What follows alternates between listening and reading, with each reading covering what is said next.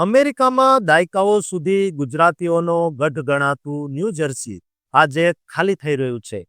કેમ હજારો પરિવારો રાતોરાત પોતાની વર્ષો જૂની યાદોને છોડીને અજાણ્યા રાજ્યોમાં દોટ મૂકી રહ્યા છે?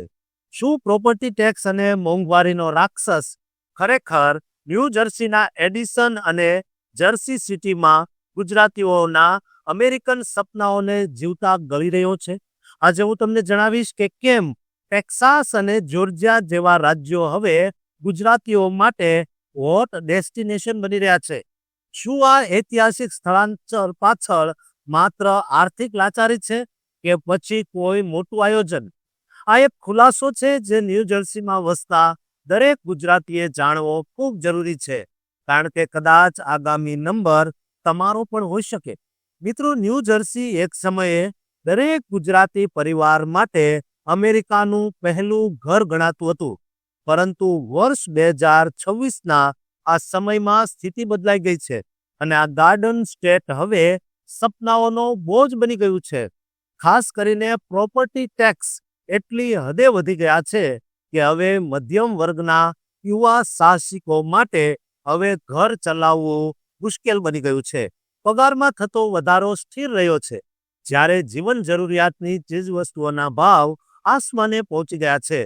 અગાઉની પેઢીઓ માટે જે જર્સી ડ્રીમ હતું તે હવે નવી પેઢી માટે મિલેનિયલ્સ એટલે કે જેન ઝી ગુજરાતીઓ માટે એક આર્થિક દુઃસ્વપ્ન બની ગયું છે.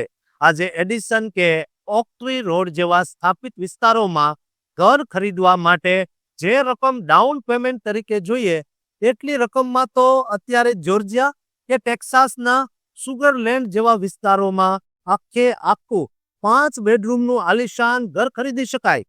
આ આર્થિક ખેંચાણ જ મુખ્ય કારણ છે કે લોકો હવે સનબેલ્ટ તરફ વળી રહ્યા છે. ટેક્સાસ અને કેરોલિના જેવા રાજ્યોમાં સ્ટેટ ઇન્કમ ટેક્સ ન હોવાથી વેપારીઓ અને નોકરિયાત વર્ગને મોટી બચત થાય છે. 2026માં રિમોટ વર્કની સુવિધા વધતા લોકો ઉત્તરના ઊંચા પગાર મેળવીને દક્ષિણના સસ્તા જીવન ધોરણનો લાભ ઉઠાવી રહ્યા છે. માત્ર આર્થિક પાસું જ નહીં, પણ હવે તો સાંસ્કૃતિક માળખું પણ દક્ષિણમાં મજબૂત થઈ રહ્યું છે.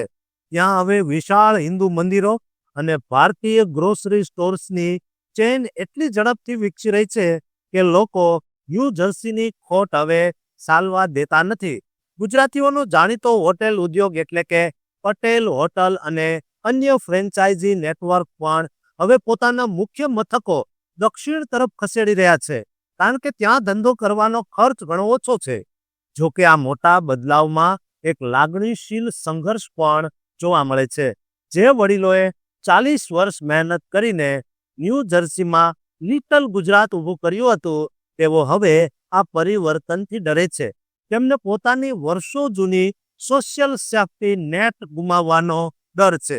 પરંતુ યુવાન યુગલો હવે પોતાના વૃદ્ધ માતા પિતાને સમજાવીને દક્ષિણ તરફ સાથે લઈ જઈ રહ્યા છે, જેથી આખો પરિવાર એક સાથે રહી શકે અને જીવનની ગુણવત્તા સુધારી શકે. આ સ્થળાંતર પાછળનો હેતુ વર્ષો જૂની પરંપરાને તોડવાનો નથી, પણ એક ઉજ્જવળ ભવિષ્ય બનાવવાનો છે. નિષ્ણાતોની આગાહી મુજબ આગામી એક દાયકામાં ન્યૂ જર્સી ગુજરાતીઓ માટે મુખ્ય કેન્દ્ર મટીને માત્ર એક ટ્રાન્ઝિટ પોઈન્ટ એટલે કે આવવા જવા માટેનું માધ્યમ બની જશે. જે પરિવારો અત્યારે દ્વિધામાં છે તેમને સલાહ છે કે દક્ષિણના રાજ્યોમાં રિયલ એસ્ટેટના ભાવ વધે તે પહેલા નિર્ણય લઈ લેવો જીતાવર છે. ગુજરાતી પ્રજાની સાહસિકતા અને અનુકૂલન સાધવાની ક્ષમતા આજે દક્ષિણ અમેરિકામાં એક નવો ઇતિહાસ લખી રહી છે.